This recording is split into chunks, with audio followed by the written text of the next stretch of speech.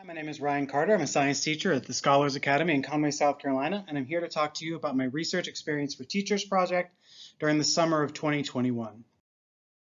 RET is a subset of the IMBRI program, and IMBRI seeks to get high school and undergraduate students involved in the sciences and involved in research in a college setting. The RET allows teachers to experience that and to take the knowledge and skills developed in real-world labs back to the classrooms and to improve their curriculum. During the course of this project, we studied water samples from around the Coastal Carolina University campus that we collected, and those samples were analyzed for the presence of bacteriophages. Bacteriophages are viruses that infect bacteria. More specifically, we were looking at coliphages, or viruses that infect fecal coliform bacteria like E. coli.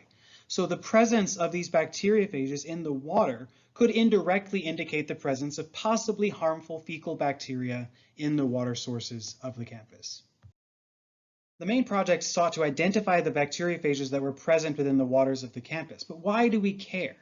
Well, typically when you have bacterial infections or if you have bacterial contamination, we are resorting to antibiotics to treat that. Antibiotics are very useful. However, the overuse of antibiotics has led to a thing called antibiotic resistance. So the bacteria are becoming these superbugs that are resistant to the antibiotics that we have, and we're having a very difficult time fighting these off. So if we can find bacteriophages that have evolved with these bacteria and can fight these bacteria, then we have a tool in our arsenal to fight the increase of antibiotic-resistant bacteria and to limit the harm that these bacteria can cause. To actually accomplish this goal, we followed a 6-step process.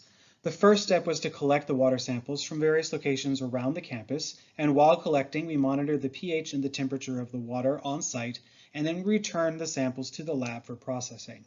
Those samples were filtered to reduce the number of possible contaminants, including algae, mold, and other unwanted microbes, and then culture tubes containing water samples, nutrient broth, and E. coli were incubated overnight in order to amplify the bacteriophage count to get it to a measurable amount to continue with in the next step.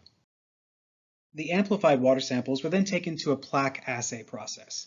We used a spread plate of E. coli bacteria, and we added water samples to indicated circles on the plate and allowed those plates to grow up overnight.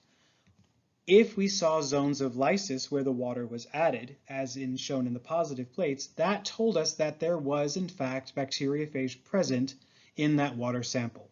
Negative plates showed a uniform bacterial lawn, and therefore there were no bacteriophages present. Non-determinant plates are plates that are inconsistent or possibly contaminated. Those were a little inconclusive, and so they had to continue on to the next process. We then went back to the amplified water samples for each of those non-determinant and positive samples. We extracted the DNA that allowed us to denature the protein coat of the bacteriophage in order to extract the DNA to continue into the process of PCR. The polymerase chain reaction allowed us to replicate that DNA to detectable amounts with the addition of DNA polymerase enzymes and primers specific to known bacteriophage families. Those PCR products were then taken to an electrophoresis gel. The electrophoresis gel allowed us to compare the bands that we saw to a DNA ladder and to identify the bacteriophage family. And while that's all well and good, the focus of RET is not necessarily on the research that was conducted.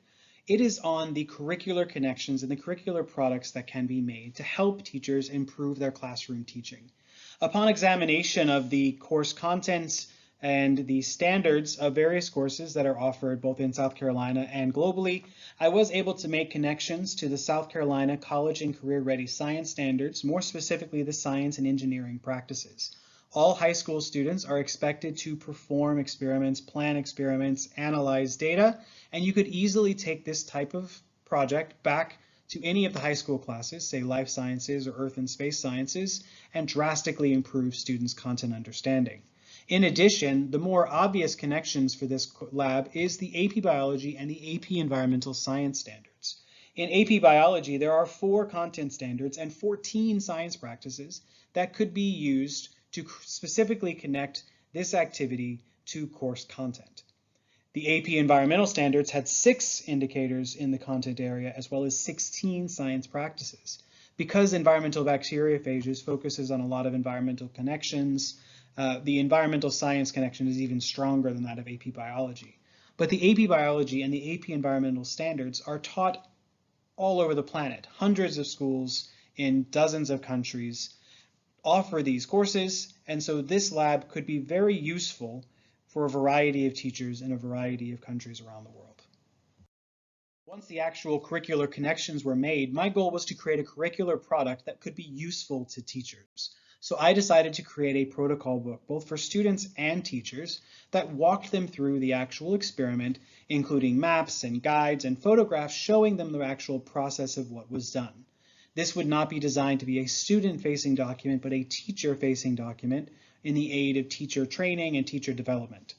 Part of that led to materials lists and item numbers so that teachers would be able to replicate these processes very simply without having to hunt and search for what they were trying to find.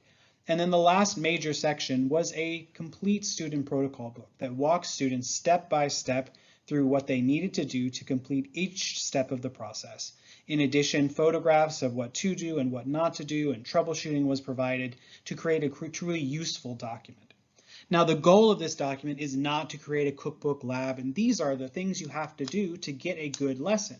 No, the goal of this is to teach teachers and students these basic skills that then can be expanded to a true inquiry development process. So not only does this curricular product include the 6 major steps done in this research, it includes all accessory and setup steps, as well as additional steps that could expand the curricular connection, including statistics and further analysis that weren't part of the actual research completed this summer.